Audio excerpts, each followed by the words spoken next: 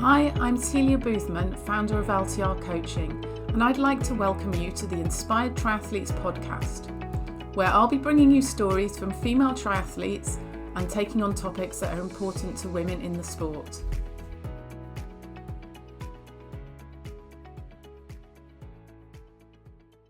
Hello and welcome to today's episode. I'm here with Whitney Otto, the co-author of Body Image Inside Out, and we're going to talk a little bit about her background, how she got into body image fields. I don't know how to describe it, that Right? sort of area and that arena. What was it that interested you in that? And we're going to talk about the book a little bit and give you some tips, hopefully, to take away that you can try out if you're experiencing any kind of negative feelings about your body image.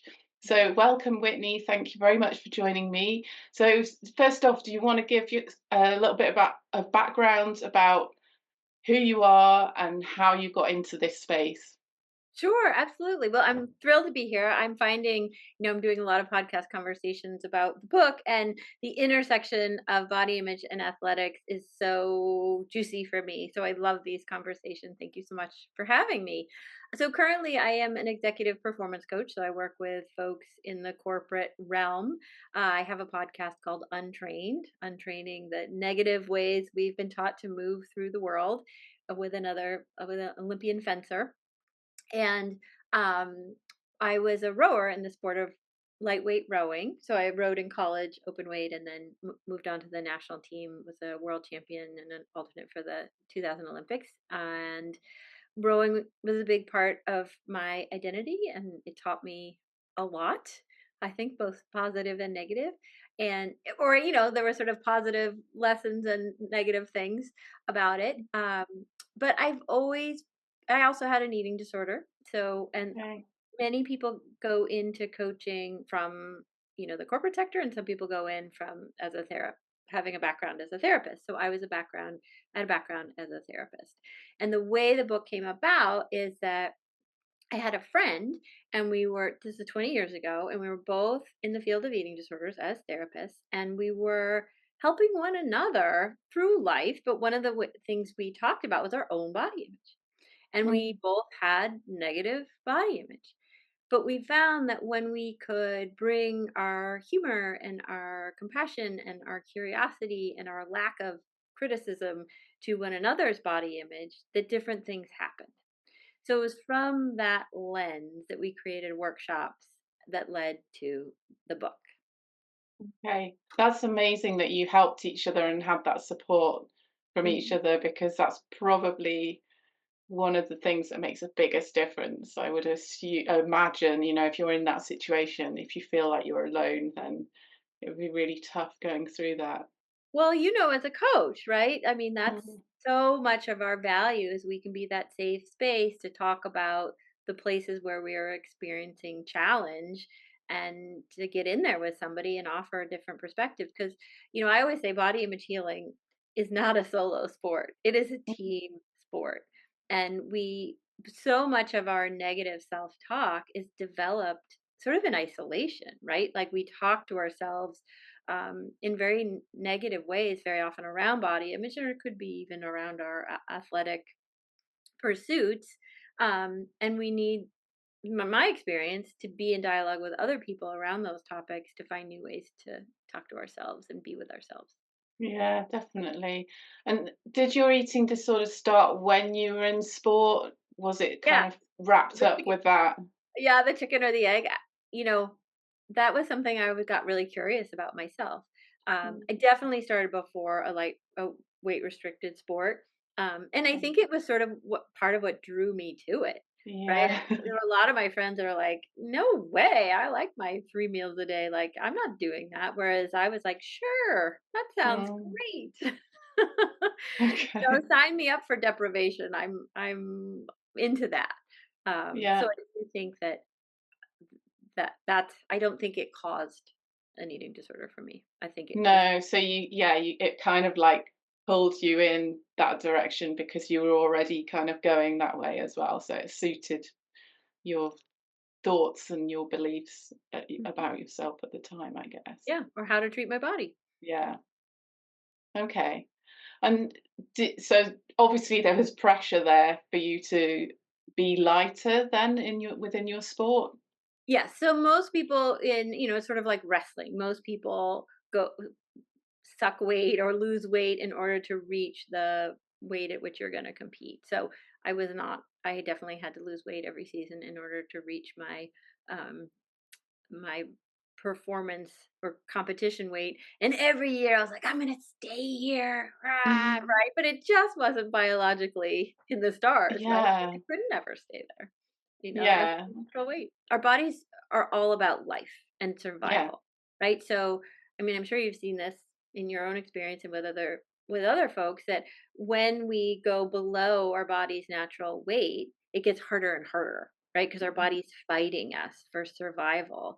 And then when we stop, the deprivation or we finish the competition, then very often our weight goes higher than it was Yeah. before, and then it'll sort of even out. So, you know, we are um, we are fighting our own body's programming for life sometimes when we're trying to make our bodies get to a certain weight.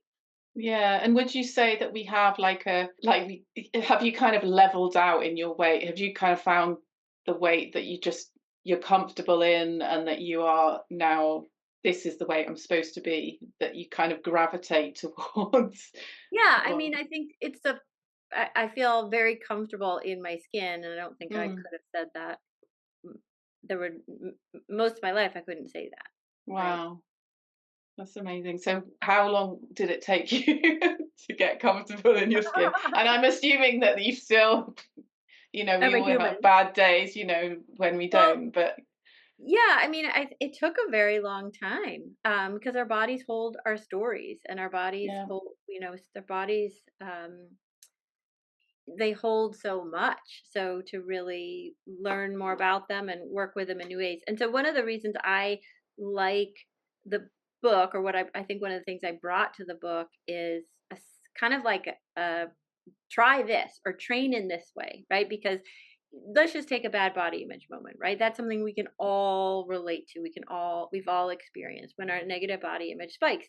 And before I wrote the book, unconsciously, the way I would respond and the way many of us respond is I'd have an uncomfortable feeling. And then I would decide, okay, I need to fix myself. Right. And yeah, especially as an athlete, I could change my diet, I could change my training, I could increase my training. Right. So then I'm off to the races on these, so to speak, changing and fixing myself. I yeah. don't deal with whatever uncomfortable feeling probably prompted me to feel icky in my body, and unfortunately, the society we live in will probably applaud me. Oh, good for you. You're so Mm, disciplined. Oh, you're so fit. Oh, you're so blah, blah, blah. And on around and round I will go on that little loop every time I feel uncomfortable and blame it on negative body image, right? Um, mm, because one of the things that we say in the book is that our body image is not just what we look like. mm, And there's two ways I can kind of prove this. One is, I mean, have you ever had the experience of waking up and feeling pretty neutral about your body image or positive, but then by middle of the day, you just feel terrible about your body image, mm, right? I think most of us can relate to that, or maybe it's the other way around. And that's because of what happened to us. And it's how we feel in our bodies that mm, changed, not our actual bodies. And the yeah, other thing is we all know folks who have, whatever ideal is that we think leads to great body image, who don't feel comfortable in their skin, and people who don't fit the ideal who do feel comfortable in their skin. So those are two ways that we like to prove that body image is not just how close you are to a beauty standard. yeah, definitely. And society will have a huge impact on that because we are programmed to think a certain way about our body. We see imagery, we take all of that in and it's like you say, it's held within our body and we have to find ways of changing Retraining, that or yeah, retraining, like you say, that what was your podcast called? Detrain no. untraining. Untraining. I knew it was not yeah.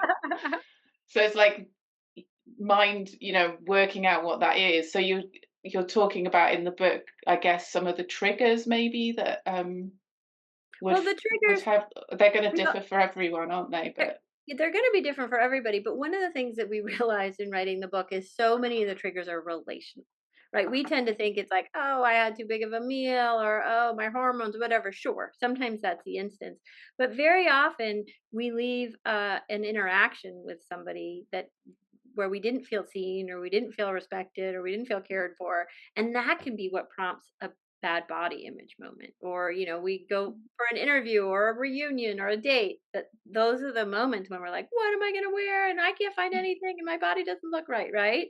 yeah.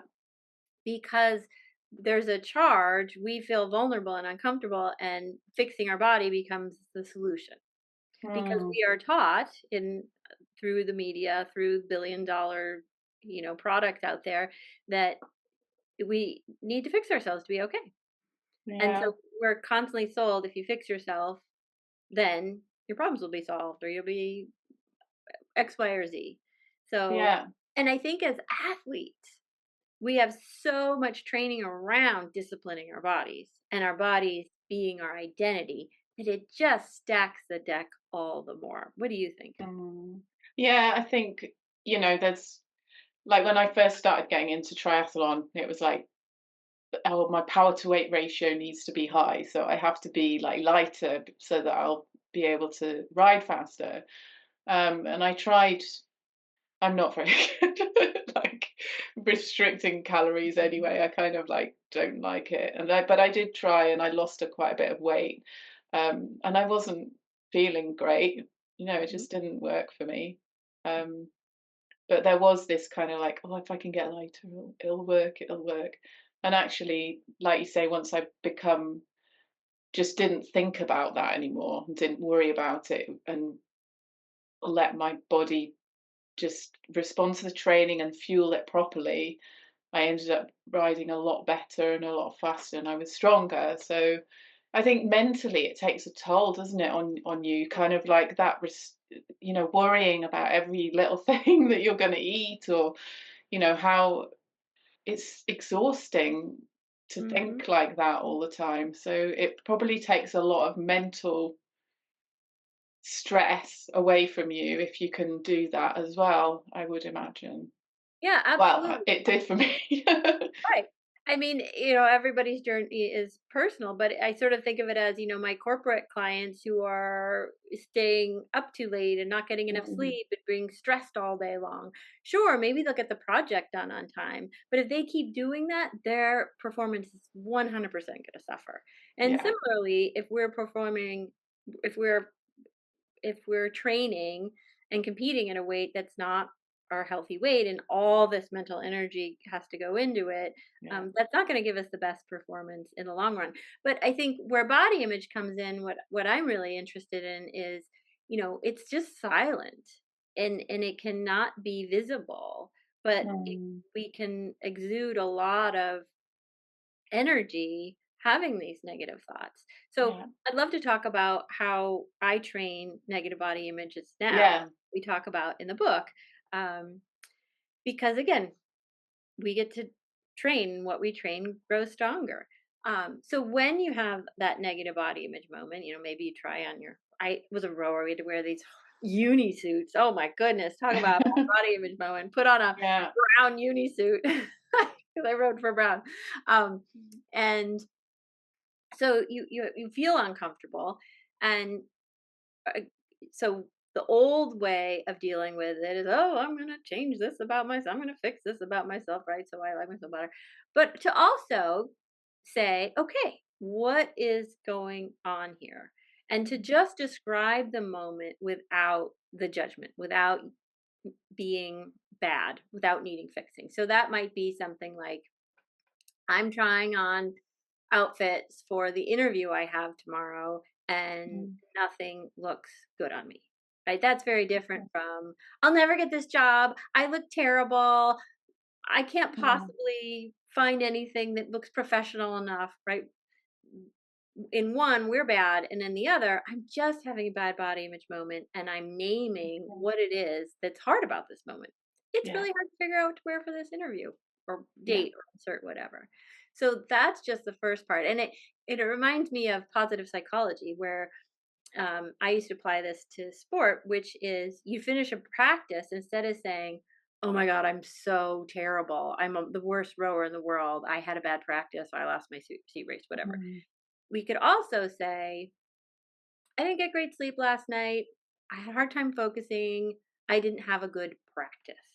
Right? Yeah. Not I'm bad, but this Yeah. just sort of naming the situation. So that's step number one.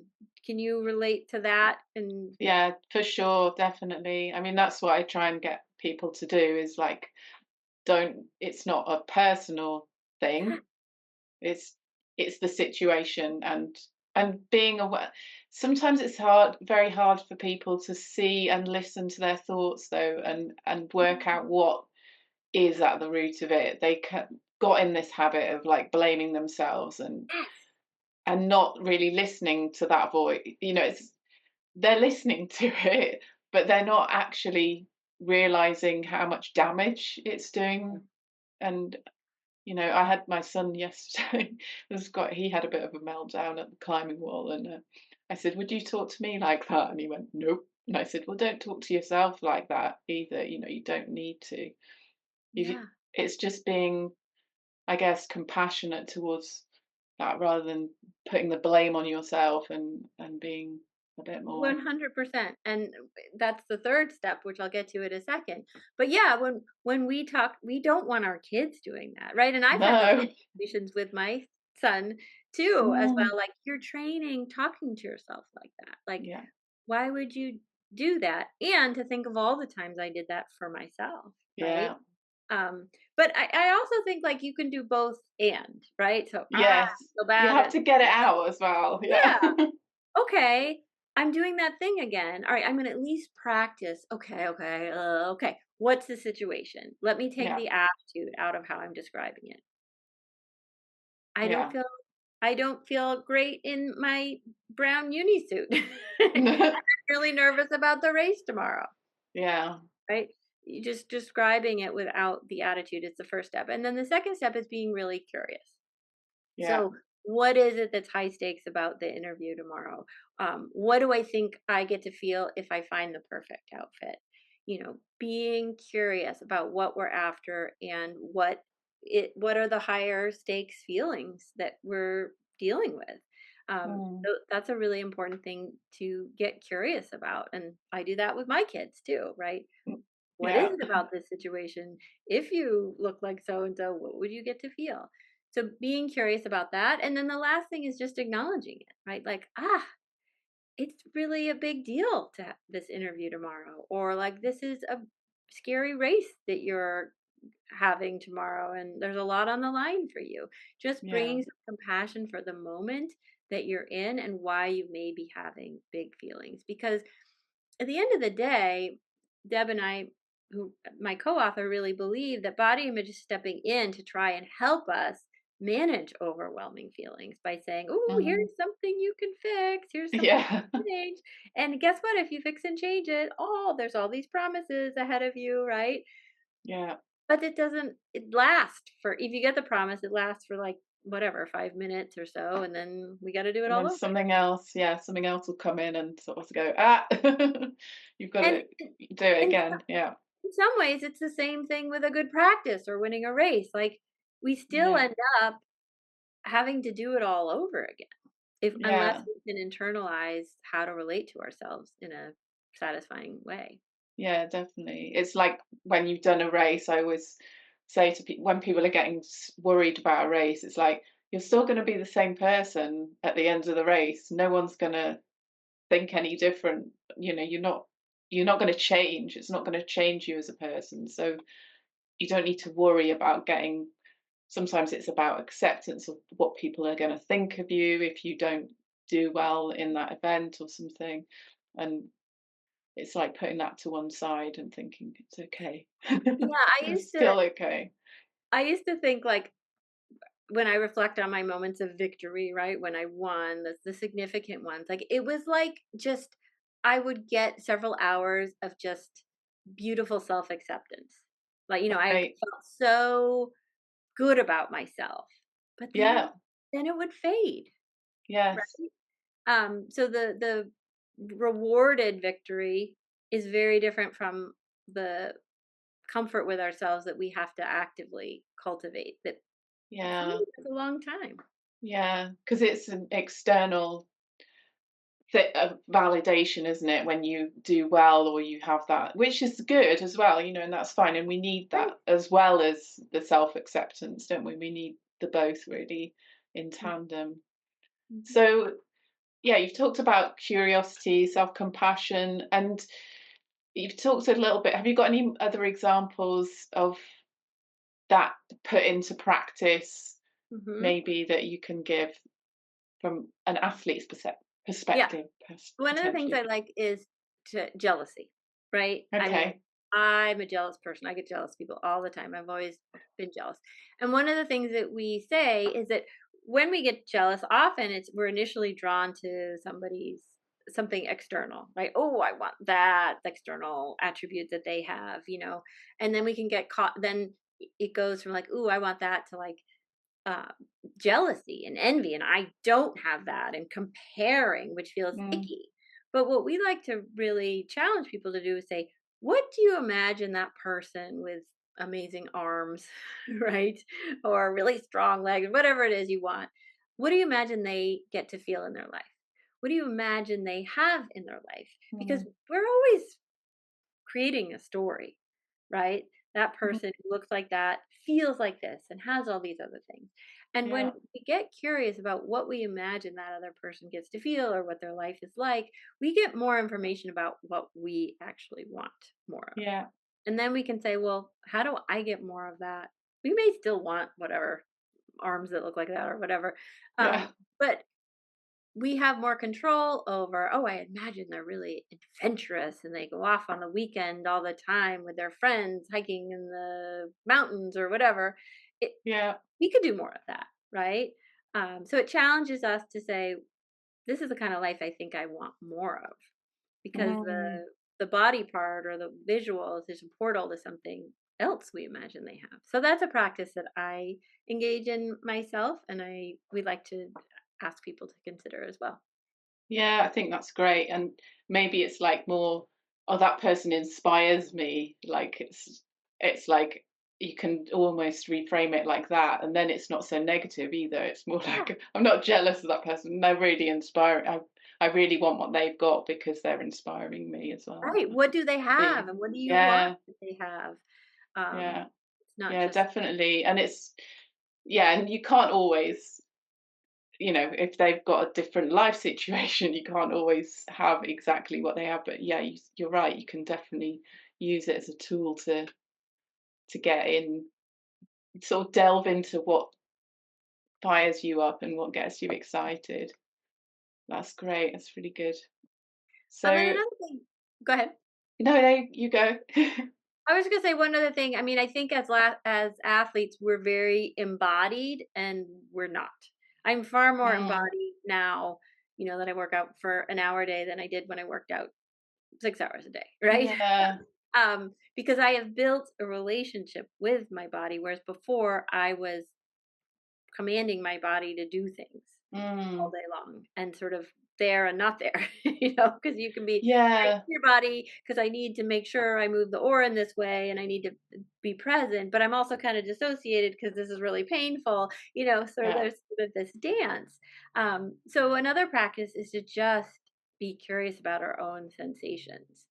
Mm, We really like sensations because that's the body's language, right? To yeah. feel warm or buzzy or tight, or to just be more curious and aware of how our body feels in response to our various environments. Because again, so often as athletes we have to push down how our body feels, Yeah. we have to dissociate from it, disregard it, to get the job done. And Yeah. so when we're not competing, or when we're out of, when we're in more leisurely times, to just tap into our body and sensations and be curious. Yeah, definitely. And that is quite tricky to do when you're training for a big event, when you're doing an endurance event, a lot of it is about just overriding that, I'm tired, I don't want to do this session. It's just like, yeah. So, but there are, like you say, there's times when we can do that. So there's times like, if you're in your off season or whatever, and there's no point in pushing yourself to breaking at that point. There's other times when you want to save that. And I think if athletes can think of that, like, okay, we can use that then, but at this moment, I'm going to focus more on Well, how I don't my think sensation y- in your body, and listening a bit more to it rather than just going nope. But I right. think and when you do that, sorry, No, when keep you do going. that, then it's going to help you later on as well, to a certain extent, because you know I think that sometimes people just go too far and they push too much, and they don't, it doesn't work out well long term really. But again, there's a lot of encouragement to Mm, but yeah, so that checking in with yourself, how is my having a relationship with your body and not just your performing body, I think yeah. is how does my body feel? And does Mm, it get a voice here? yeah. And when we're in an intense competition periods, like probably not, right? So it really is No. more off-season work. And the other thing I would say is to kind of get to know yourself and like plan for bad body image moments, right? Like, so days off used to be really bad body image days, right? You're not working out, Yeah. those were times when I could count on feeling negative body image moments. Or again, we're talking about these events. There are certain times when we can plan to have negative body image, and so, how do we want to handle it? How do we want to deal with it? Because when we know it's coming, it's just like I'm going to feel really nervous before this race. I'm going to want to puke and run away. Whatever. When we know it's coming, we can be prepared with tools and skills to address it. Yeah. And so what kind of thing would you use in that situation to prepare? So how would you go about that? Well, again, it's going to be individual, but how Mm, might I do? All right. Well, I'm going to definitely make sure I'm like, hey, you knew this was coming. It doesn't mean anything about your body. Let's just it's here because you feel uncomfortable when you don't train or you take a rest day, like sort of explain it. yeah. um what makes you feel better? Oh, I feel better when I wear like comfy clothes. I feel better when I spend these days talking to other people because I get engaged. When on these days I want to you know drink a lot of water or whatever it is. But and then experiment with what helps you. I want to talk Mm, to someone about it. I want to name it to somebody else. Um, yeah. or I want to distract myself from it. There's a million ways to manage it, but um, running experiments and not, you know, if we're actively trying to address and take care of ourselves rather than going around the loop of like, oh, well, I'm going to work out anyway, even though I really need a rest day. I Mhm. think that's when we can strengthen some new muscles. And as you Yeah. know, like athletes are good at tolerating discomfort. So we can also Yeah. just say, like, this is a little uncomfortable, but Mm, I know why I'm doing it and I can handle it. yeah. It's just that balance, isn't it, of getting it right. And I think that's always a struggle for people, is like, when is the point when I ignore it, and when do I need to? And I think practicing those exercises is Mhm. going to help you to tune in a little bit more and understand and be able to make that decision. No, this is not a good idea to train on this day because I'm just completely wiped out. But, Um, maybe I need to go for a walk or do gentle stretching because that helps yeah. me. But, it's the same with some of my clients. Like, I have some clients that cannot take a full vacation. And I'm like, Mm, "Okay, well, why don't we map in a couple hours, so you don't feel yeah. so overwhelmed or you feel connected, right?" So it's just playing with things and running experiments. Yeah, definitely. It definitely will impact on like your performance later on as well, because I think the more connected you are to your body, the more you can help it perform better, Yeah, definitely. but as we know, sometimes when we connect to our body, it's uncomfortable. Yes. So, just naming that, it's not all like rainbows and No, unicorns no. in there. No, no. I know. So if we don't, practice those techniques, what could happen? What are the risks? of ignoring our, you know, or just going with the bad body image and kind of listening to those voices. If we don't address it, what can happen? What kind of Well, what do you spiral can we go down? well, I mean, I think we have experiences of the spiral, and we just keep on them, you know? Mm, And it's uncomfortable to dislike your body and to not like how you look or how you feel. Um, and yeah, it's really uncomfortable. I can speak from personal experience, and I yeah, don't wish that for anybody. And I think that like anything, it's practice, it's discipline, it's trying new things. I 100% believe in working with other people. I think we move things faster that way. yeah. Um, yeah, but so I think the greatest risk is not feeling like yourself fully and not feeling Okay. comfortable in your own skin. I don't know. What do you think is a risk? Yeah, I think so. And I guess there's the danger of us just not being present with other people as well. Like our relationships are going to be worse with other people. If we're not in a good relationship with ourselves, then you're kind of absorbed with that and can't Yeah, necessarily connect with other people so well. So yeah. We that's always why I think it's amazing that you had, someone with you that you could connect with like that. Because a lot of people, I think, feel this way, but they don't even want to admit that there's something going on there. So yeah. to be I mean, able to do that, yeah, well, I think with, I always say if somebody thinks somebody else has an eating disorder, it's really valuable to reflect that back. I'm concerned about you for the following reasons. But mm, body image is usually invisible, and we don't always know that somebody else's yeah, we body image don't is talk about it. I remember, like, I had a friend years ago, and I remember I used to have like bad just days when I go, "Oh, I feel so fat," and Mhm. say that kind of stuff. And she was a little bit more weightier than me, not but she wasn't as slim as I was. And she said to me once, "How do you think that makes me feel if you're saying that?" And I was like, "Oh, I'd never even thought about it." And I Mhm. think, as women, we have to be able to say, actually, it's not okay to talk about yourself in that way, and you know because it affects everybody. It's not just you, it's everyone around you and the people that you interact with.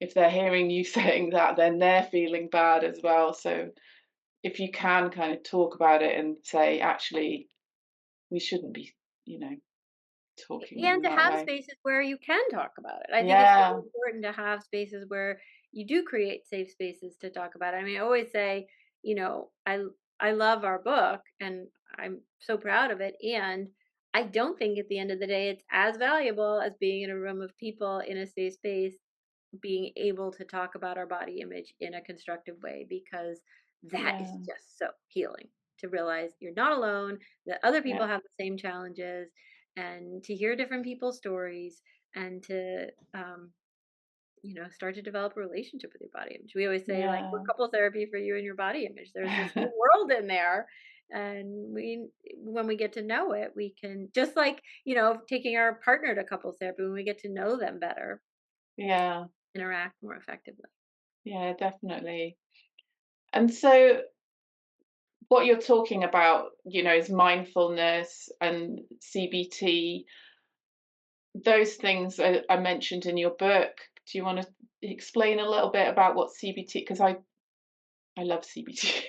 Okay, I think yeah, so it's great. cognitive behavioral therapy, we talked about it a little bit in the loose, but, being very learning more about the connection between our feeling, our thoughts, and our actions. And, Mhm. I talked about it a little bit. I have an overwhelming feeling. Very often I decide there's something wrong with my body and I need to fix it, and then I'm going to engage in all these behaviors as a way to improve myself, right? But then if we actually like map that circle out, we have this in our book where we have a Yeah, little, we call it the rotary exercise. We can map out for ourselves what that looks like. Once we see it, then we're going to experience it differently once we've made it Mm, conscious and we've called that out. And we can do that for body image. I do it with my corporate clients all the time with the patterns that happen with them. yeah. Um, so how do you use cognitive behavioral therapy in your work? Well, I think it's just more, I don't know if I do it sort of, I don't map it out. I sort of think it more because Yeah. I did, but I think I probably did start when I first started looking at it. I probably started mapping things out, but it wasn't necessarily CBT. It's Mhm. come from all sorts of books that Sure. pretty much say, that a lot of things that you read about your mental training, psychology, it comes down to a very similar thing. You have a thought, you make it mean something, and then you try and fix it, or you take some action, or you don't, or there's that kind of pathway. And if you interrupt it, then you can change things. Hmm. So I think my it's not quite as like official CBT, but I It mean, is. lots of It things is. that you read are so, yeah, they say very similar things, and it makes complete sense. It's very logical, isn't it? That's what I like about it. It's like, I feel like this, therefore that, and this Yeah. is what I do. And so you can sort of see it and think, oh, that's a bit crazy. And the other lens that we take is internal family systems, which just says that we can have lots of different parts with lots of different takes on the situations or jobs. So I could have one Right. part that is, you know, I um, want to train for this event. I have one part, no, I want to take it easy and I want to have a fun time. Another Mhm. part, we can have very different parts with very different ideas about different things in our lives, and they can sometimes be polarized. So a lot of people say, like, I don't understand why I worry so much about body image. I don't think of myself as a vain person, right? Right. That's a very common thing. And then another part that's like, but I want my body to look this way. So Mm.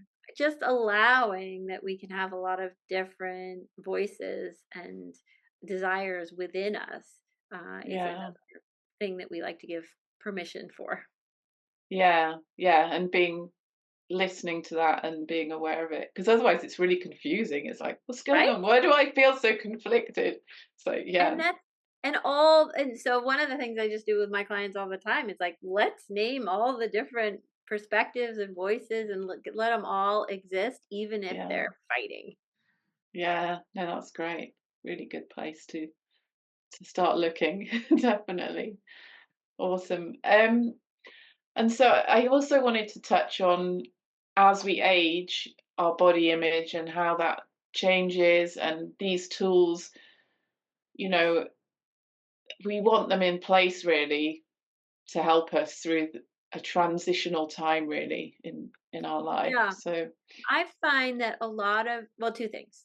One, that a lot of folks will have achieved relative peace with their body image, and then they go through the age-related changes and, your butt moves over here and your hips move over there and, this moves over here, and they have a complete body image like, I need to body image just gets loud again. I need to yeah. change. I need to stop this. I need to fix this.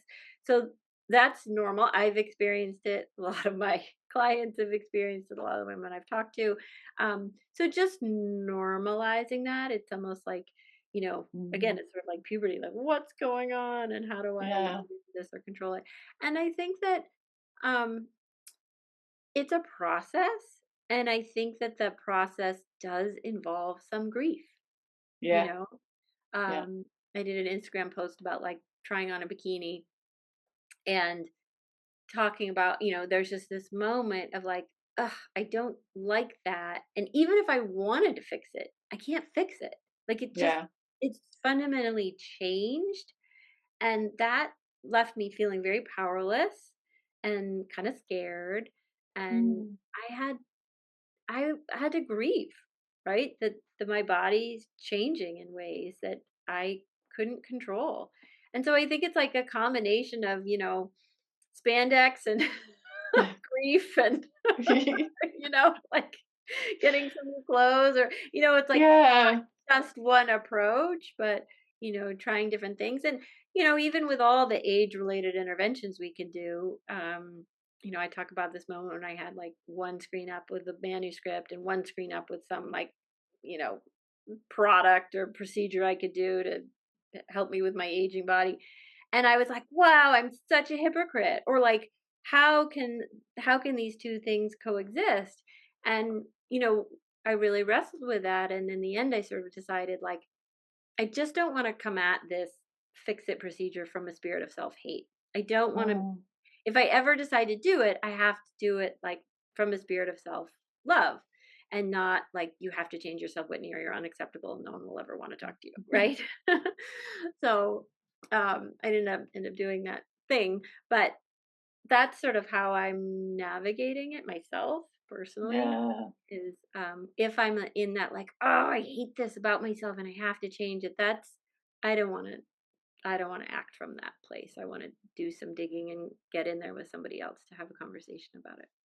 Yeah. And I think, there's so much you can do as well. So accepting it, as you say, comes with that grief of like what you're actually, it's your youth and all the things that Yeah, you could and do as well. You're thinking my body's it's not recovering your as well. it's like Yeah. it really threatens our identity. Mm. Yeah. There's a lot in there, isn't there, that's happening at that time. And um, I think like you say, trying to fix it might not work this Well, because time. at the end of Or the it's like you can't stop aging our process, bodies can will you? win. Yeah. No matter what race we want to win, in the end of the day, our body's gonna win. Yeah. It just will. Exactly. Yeah. Yeah. And I think there's an opportunity there if you haven't come to terms with your body image, is to actually go, okay, I really do need to get on top of this now, because it's not going to get any easier, is Yeah. it? I mean, I say I've never been more comfortable in my skin, and like I'm really struggling with aging. There's a lot of things I don't like Yeah, about it. But yeah, I've sort of found my way with holding it, and even holding a lot of the negative thoughts I have. But I don't like it. It's not easy. no, it's not. There's lots of good things about it as well, though. Totally. Like you Totally. say, I feel way more confident and comfortable now than I did when I was in my 20s. And And I don't yeah. like what's happening to my neck. It's all true. Yeah, yeah, exactly. I'm like, make sure you take the photo from up there. Right, exactly. Thank God for lighting. Yeah. Oh, that's funny. Okay. Um, so yeah, the book is out now, isn't it? And people can get it where Yep. Body wherever. image inside out. Yeah. And Like, is there anything else? So you've got the podcast Untrained as well that people can listen to, mhm. and they can find out more about your approach to body image. If you want to Yeah, just so give me some ideas sure. where they are. So we have Body Image Inside Out is our website, and Yeah. Body Image Inside Out is our Instagram account. You Okay. can follow me on LinkedIn, Whitney Otto, where I talk about untraining and body image. Yeah. um, and we have some right now. We will add some virtual ones, but we have in-person workshops for clinicians and uh, Okay. folks who just want to learn more about body image. And Okay. we both work with folks individually. So Oh, brilliant. That's yeah, really great. Okay. And this, I just thought about another quick go for question it. about coach. So if coaches are kind of interested in this, how can they help how can they help athletes and in this way? With body image, Yeah. I think bringing somebody in, a counselor or somebody trained in this to help people have conversations, like bring Mm, somebody in for the teams to have live conversations, and also do education around eating disorders. I think is super healthy to know, like, because I think there's often a fine line, and sometimes sports can mask that fine line, yes. Yeah. especially endurance sports or weight restricted sports. So just to because often the teammates will pick up on stuff. So Yeah. give folks instructions, like here's what you do if you're worried about yourself, here's what you do if you're worried about other people, here's how you can practice new ways of being with your own bad body image moments. So I think getting a qualified person in to work with the team is a great idea. What do you think? Yeah. What have you And then found? getting the community sort of involved, Like having a on community board. involved. Yeah, definitely. I mean, I do one-to-one coaching, so it's a bit tricky unless someone comes to me with a specific, like, this Mhm. is making me feel Yeah. like that, then I don't know unless they're going to be comfortable talking about it. Um, so yeah, it's tricky, but I would encourage people to talk about it. Don't 100%. don't hide that because there's things that you can do, Like I definitely. said, body image and eating disorder healing are not individual sports. No, definitely not. Oh, well, it's been lovely to chat with you, Whitney. Thank you Me so too. much. Me And too. yeah, I'll point everyone in your direction. I'll put the links in the description on the podcast for people to get in Appreciate it. touch. And yeah, good luck Awesome. with everything. You Thank too. you. Thank you. Thanks for listening today. Have a great day. Take care. Bye for now.